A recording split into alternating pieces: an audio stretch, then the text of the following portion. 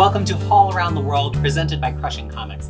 This is where I talk about how I get new books into my collection. Spoilers, they get hauled around the world, because most comic books don't originate where I live, here in Wellington, New Zealand. They come from somewhere else, and I've got to get them a long distance to join me here. And this one is one that I hotly anticipated, and I'm so happy to have with me. It is Uncanny X-Men Omnibus Volume 4, and we are going to get into what is in this book, why this book contains what it does, and what I think about the contents. This is not only is X-Men really one of my areas of expertise, but also I have read all of this material very recently, so it is very fresh in my mind. Let's start by talking about just these older Marvel omnibuses in general. Marvel has a whole line of Silver Age omnibuses. I know this material isn't Silver Age, give me a minute. That they generally release along with media properties. So the way that it went for a long time is, if an MCU movie came out, they put out a Silver Age omnibus. So Iron Man number 1, Iron Man Volume 1, Iron Man number 2, Iron Man Volume 2, sometimes they would get multiple omnibuses released in concert with the films and media releases, but usually one Silver Age. And usually a Silver Age omnibus contains exactly 3 masterworks. That's how it used to be. Now, for X-Men, of course, this starts squarely in the Bronze Age, because Claremont's run starts in the middle of the Bronze Age. But even with X-Men, that generally was the rule, although the Marvel Masterworks were distributed a little bit differently. But we've pretty much stayed on that trend, such that we're at the Omnibus Volume 4 right here, and it is beginning with the material that is in Marvel Masterworks number 10. So I have them both here, Marvel Masterworks both 10 and 11, and this omnibus actually collects pretty much exactly what's in these, with a couple of alterations. It does not press past number 11. Number 11 ends with 193. Number 10 started with 176. Now let's listen to what the contents of the omnibus are. The contents are Uncanny X-Men 176 through 193, as well as X-Men Annual 8, Kitty Pryde and Wolverine 1 through 6, X-Men and Alpha Flight 1 and 2, and Marvel Fanfare number 40. It's a story from that. All of that is contained in the Masterworks. So how did we get to a point that we have an omnibus that is only 2 Masterworks? Well, first of all, these are pretty chunky Masterworks. I mean, I can reach behind me here and just pull out, I don't want to pull out Uncanny X-Men 1, but I do want to pull out a slightly older one. Here we got Daredevil 7. That's relatively old, right? Look how much thinner Daredevil number 7 is as a Masterwork compared to these two. It's like half. It's really almost exactly half. So these are bigger Masterworks. We're not being cheated out of anything for the fact that there is only 2. So that's number 1. Now, could they have snuck a few more issues into this omnibus? They could have. And we actually do have a next Masterwork, which is Uncanny X-Men Masterworks number 12, which covers from 194 to 200. But it has a lot of other stuff in it too. New Mutants Special Edition number 1, X-Men Annual number 9, Bizarre Adventures number 27, and the entire Nightcrawler miniseries. So you could make an argument that you could push a little bit more content into this, but actually it ends, I think, in a nice stopping place with that Uncanny X-Men 193 and also the Alpha Flight material. So then, of course, we get into questions of what's going to be in the next one. Is, an Uncanny X-Men Omnibus Volume 5 going to take us all the way to Mutant Massacre? I have appeared on Near Mint Condition to talk about these things with the Uncanny Omar, and I will put a link in the description below because we got into it. There's a lot of other factors that come into play with if we could get all the way to Mutant Massacre with one more book. That all said, this might be my favorite part of the Claremont X-Men run. Sorry, I kind of buried the lead there to get into that now at this point in the video. I know that's crazy because to some people it's like Dark Phoenix or bust. And to some people their favorite part is the run that comes directly before this, the Paul Smith illustrated part that comes right after the Brood Saga and is widely known as From the Ashes. So why is this John Romita Jr. material actually my favorite X-Men material? Well, for me, it comes down to the fact that this is the point in the X-Men run where it feels like these stories could only be told with the X-Men. They are specific to the X-Men, and there is no filler in this run. If we look back to the 140s and 150s Uncanny X-Men, Claremont's still figuring out the formula. The characters don't all have the right voice. He's playing with some smaller stories that feel like they could kind of be given to any hero, really. It doesn't really feel like yet the X-Men are their own cohesive gestalt thing that is different from everything else. And I think two things had happened at the end of the last omnibus that really draws that into focus. One is the Brood Saga, because I really think Claremont nails the voices for Wolverine and Storm in a permanent way during the Brood Saga, which really you can feel going forward. And the other thing is God Loves, Man Kills, because even though mutants have been a little bit hated and feared, I mean, there's Days of Future Past, there's Sentinels, there's things, that really solidified this anti-mutant hysteria sentiment. And it really sets up a lot of plots that Claremont's going to play beneath these issues. So now, having introduced all that, let's talk about these issues. I'm going to slide the dust cover off here. Underneath the dust cover is just a plain book, because this is still in the style of the older omnibuses that used to have a deboss with silver ink on the cover, so no wrapped art on this. I happen to have the dust jacket of the main cover, which is by R.B. Silva.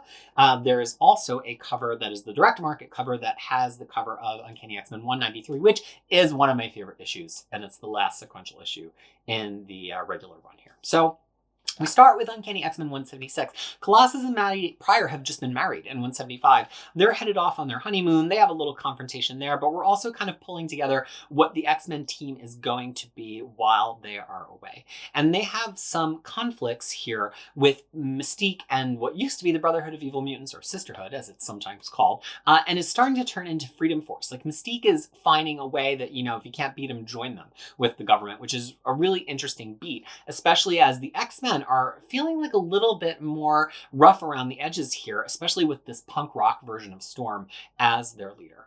Then we have a brief Kitty as a child bride to Caliban in the Morlocks plot. It's a little strange, not necessarily the best material in this. But then the X-Men get whisked away to Secret Wars. Now, the original Secret Wars, it was a 12-issue maxi series, and it came out monthly, but characters basically disappeared and reappeared instantaneously in the comic books, such that you knew like who departed for Secret Wars, but you didn't necessarily know everything that happened within Secret Wars, and you could only kind of determine that by picking up context clues from the books. There's two really big developments for X-Men that happen in Secret Wars, and I've looked through this book. There's not even the barest hint of an editorial comment here that's been added to the omnibus that's like, by the way, Secret Wars happened. There's a caption box from the original comic that says Secret Wars happened, but there's no kind of insert editorially to explain the contents of it. And that's, I think, because Claremont does a fair job of doing that on his own. So the one thing is that Colossus falls in love with someone else during Secret Wars. And so he's not devoted to Kitty anymore when he gets back, or at least Wolverine makes it a point that he's not going to be devoted to Kitty when he gets back because he's fallen in love with someone else. The other thing is that Magneto begins his hero turn in Secret Wars, which is really fascinating. There's villains there too, and even though everybody's mostly against the Beyonder and to a degree against Galactus, Magneto repeatedly sides with the heroes, or at least the X-Men, which really draws into question what Magneto's whole game is, which has definitely started to change beginning with Uncanny X-Men 150. That plays out a little bit in the background here, but it doesn't really come to the fore until the material that will be in the next omnibus, and that's in that next Masterworks, because the trial of Magneto happens in Uncanny X-Men 200. But they get back from Secret Wars, and some things happened in this brief moment that elapsed when they were gone. Namely, Kitty had no team because she doesn't go with them, and she winds up getting shipped off to Emma Frost's Massachusetts Academy, and that plays out in New Mutants. I almost think you could make the argument to have a few of those New Mutants issues here because Kitty is such a key team member here. But I get that they're trying not to pad out the Uncanny X-Men omnibus itself. If anything, they excerpted Uncanny X-Men issues to put into the New Mutants omnibus, which is fine. And so the X-Men get back, and they're like, what's happening? We're in Japan. Where's Kitty? What's going on at the mansion? And they send Rogue to go look at that. And Rogue, of course, had just pretty recently joined the team in 171 in that beautiful issue drawn by Walt Simonson. And she's still the new kid on the block. And she's still wanted for her crimes against the United States government. Of course, the Avengers don't like her too much either. So in this flying around the globe to try to figure out what has been going on since the X-Men have been gone, she winds up in conflict with S.H.I.E.L.D. And we get the first moment in issue 182 of the Carol Danvers personality really breaking through. She shares her brain with some aspect of Carol Danvers, and that hasn't really been played to full effect if you've read every sequential Rogue issue up until here. It has some of my favorite moments. I think it's incredibly moving. Rogue really is struggling with who she is and her personhood, which is the reason, explicitly, that she joined the X-Men in 171. She said, Mystique can't help me, I need Professor Xavier. But it's really played out to the most effect here. Then we have a bar brawl between Juggernaut and Colossus, which Wolverine is fine with because he's trying to prove a point to Colossus about breaking Kitty's heart. And then some sparks really begin to fly because Rachel Summers comes back from the Days of Future Past future to our present, and Selene from the Hellfire Club immediately wants to sink her teeth into this tender morsel. Now, we haven't really had a lot of Selene in X-Men to this point. It's from New Mutants, so Claremont is already kind of doing some horse trading between these two books and bringing them back and forth, but it leads to a deliciously creepy confrontation between Rachel and Selene, and then Xavier on an away team walking, being part of the group that saves Rachel.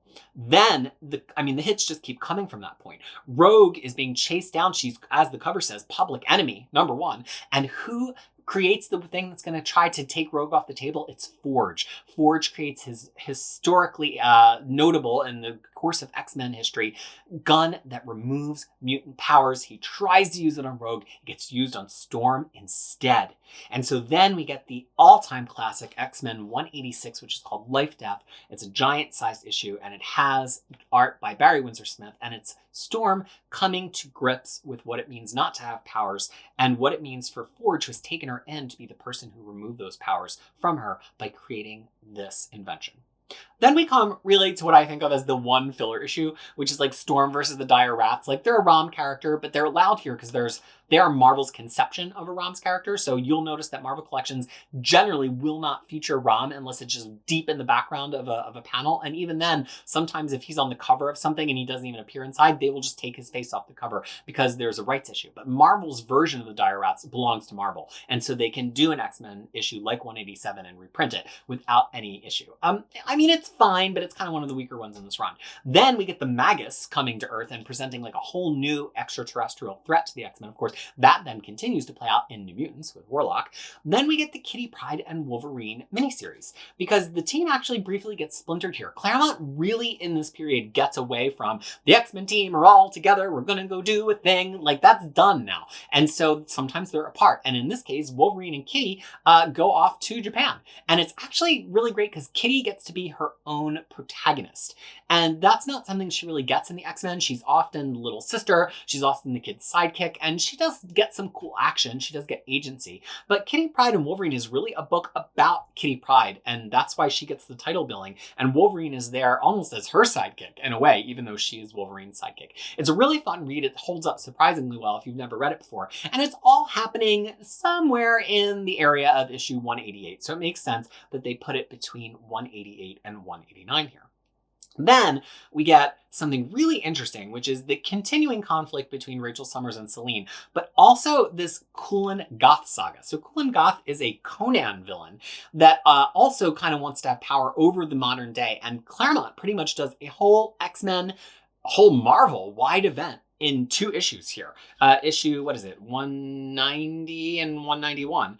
And he uses the whole Marvel universe. He uses the Avengers. He uses Spider-Man. And he also kind of like previews what Inferno is going to be like, because Kulan Goth turns New York into this kind of semi-medieval setting, and the X-Men hold the key to getting rid of him. But as it goes on, actually, it's got the Avengers, Spider-Man, as I said, and they're all part of this plot. It also kind of brings Storm back into the fold a little bit more directly, as after she thinks that she's leaving. We get some stuff with Callisto as well. So it's actually it's really controversial. Some people in our internet community about X-Men don't really love it.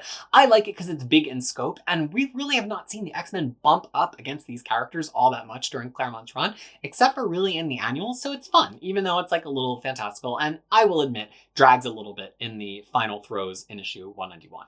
Then we get another confrontation with the Magus in 192, which we're starting to see Rogue become a little bit more sure of her place in the team, even as Nightcrawler is becoming a little bit less sure of his place in the team. And then all ends, at least for the sequential run here, with Uncanny X-Men 193, which is a fantastic confrontation between the X-Men and the Hellions, because Warpath, who is James Proudstar's younger brother, draws the X-Men into conflict at the mountain where originally Thunderbird dies in those early Claremont issues. And it actually marks the 100th issue that Claremont spends on X-Men. So it is a double-sized issue, and it's a really great conflict. It also, has some great despicable empath stuff in it as well. So that's the regular run of issues. There's also an annual here, which I think, I don't remember too much about this annual, so I'll just stay quiet. Because the thing that I mostly remember is Alpha Flight. This X-Men and Alpha Flight series. Again, characters that were invented together here. Alpha Flight debuts in X-Men, but really have not bumped up against each other all that much ever since John Byrne departed to work on Alpha Flight. And this is interesting because it's X-Men and Alpha Flight. It also brings Loki into it. It's also got Paul Smith's art. It also brings Cyclops and Maddie Pryor kind of back into the fold after they've been away for a while. It also gives Maddie Pryor some powers, although they've been granted by Loki, but it kind of like begins this Maddie plot that's going to continue rolling for another 40 issues until we get Inferno. It also has the first meeting between Rachel Summers and Cyclops on panel and seeing Rachel's conflict there. It really accomplishes a lot, even though it's pretty lightweight. And it could have just been a direct crossover. It could have just been a story in X-Men, but it really is a fun event to read. And I really, really enjoy it. I kind of eye-rolled a little bit when we got to it in our household read, like, oh boy, here's these 2 inserted Alpha Flight issues, but they're gorgeous and they're a really fun read. So this material, there's very few dead spots and it's really a ride, and there's so much memorable stuff that transforms the team that can only be done with X-Men, and that's bringing characters really their first moments. Rogue gets her first moment. Storm really gets moments that are all hers and hers alone. And I think that's why this run rings for me so well. Now, in the actual book, it's got some extras, but none that are so much that if you're like a Marvel Unlimited reader, or if you've got the Masterworks, that you've got to get this. And I have not compared to see if they're in the Masterworks or not, but it's got some amount of penciled pages from John Romita Jr., which is cool. It also has some Barry Windsor Smith penciled pages, some of which are pretty spectacular. It has some stuff from the X-Men Annual. It has some Paul Smith pages, but only a couple from each of these people. The one thing I really got a smile from is this White Queen advertising image, which doesn't link to any specific issue or story. I think it's just a general, like, she's here, she's coming for you.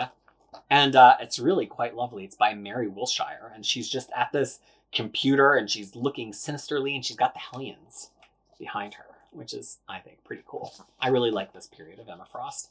Then there's some pinups and some Marvel Age interview materials. So, it's a solid chunk of backup features if you like that kind of stuff. But I don't know that there's anything so unusual or so revelatory here that I was like, wow, I've never seen that before, other than that cool Emma Frost pinup. So here's the question I know a lot of you have. Should I keep buying X-Men omnibuses? You have Uncanny X-Men omnibuses 1 and 2 because you wanted the whole Phoenix saga. Maybe you even picked up Uncanny X-Men omnibus number 3 because you wanted you wanted to get all the way through the Brood saga. You wanted God Loves Man Kills. You wanted the Paul Smith stuff. But a lot of people after that say, well, do I really need to keep buying? Like, is this classic anymore?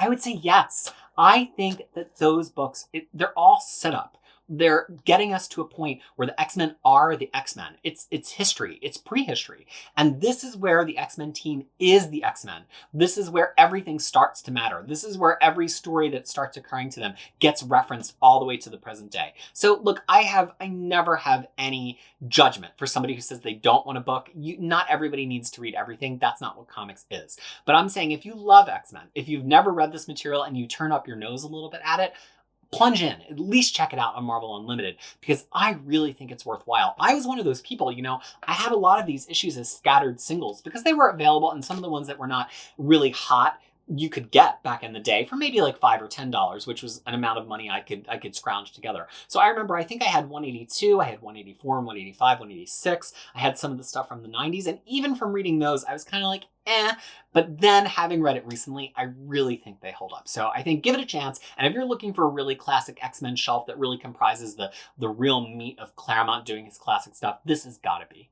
a part of your shelf.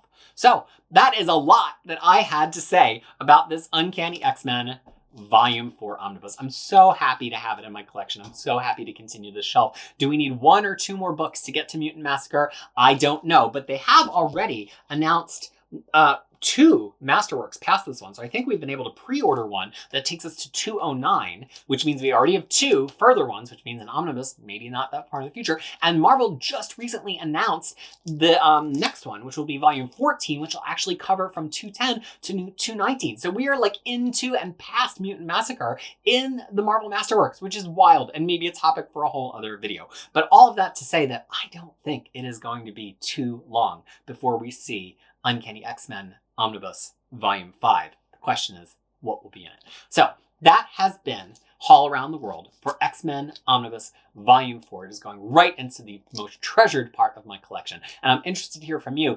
Did you buy it or not? And having heard my diatribe about it here, would you perhaps revise your opinion if you did not buy it to begin with? So this has been Haul Around the World, presented by me, Crisis with a K, on Crushing Comics. I'm so happy that you're a part of this conversation with me. Please like, subscribe, and especially comments. I love to talk to you about this stuff. And until I get to talk to you again, I hope that you are well.